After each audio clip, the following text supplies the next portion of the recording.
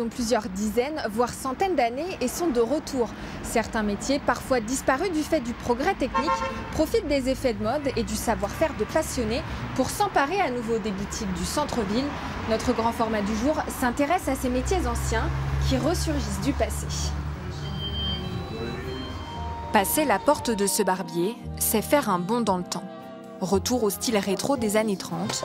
Chez Florence, cette ambiance dandy chic, comme au début du siècle. Mais nous sommes bien en 2017. Après des décennies de visage lisse, la barbe redevient tendance. Les barbiers sont à nouveau à la mode, dans la mesure où beaucoup d'hommes barbus, que ce soit au niveau de la presse, au niveau de la télé, relaissent pousser. Barbière de formation, Florence a dû se consacrer pendant 20 ans à la coiffure par manque de demande. Mais avec l'engouement actuel pour le port de la barbe, elle est retournée à ses premiers amours. C'est plus qu'un métier, c'est une passion. On ne fait jamais la même chose.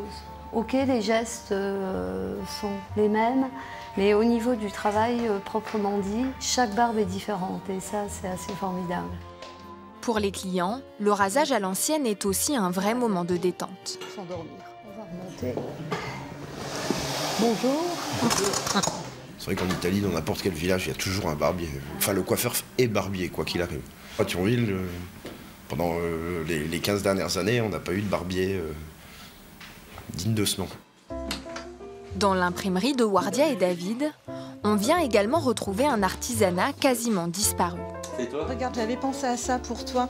Tu vois, travailler en 2 couleurs comme ça avec un blind embossing pour mettre en valeur certains éléments, ça peut être chouette. Notion de relief. Ouais. Quand je viens dans la boutique, il y a un contact qui va avec ce travail à l'ancienne de prendre le temps, je dirais quelque part. Donc moi, c'est quelque chose que je recherche de plus en plus. Il y a 4 ans, le couple tente le pari fou de reprendre cette ancienne imprimerie. David utilise encore la méthode du presse-papier, inventée par Gutenberg en 1450.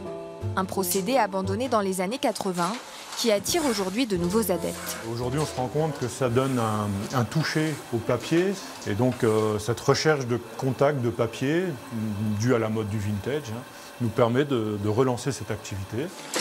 J'ai toujours été imprimeur depuis que je suis jeune, mais je m'ennuie énormément sur les machines actuelles. Tout est automatisé, tout est numérique et il n'y a plus de contact réel avec la mécanique ou le papier.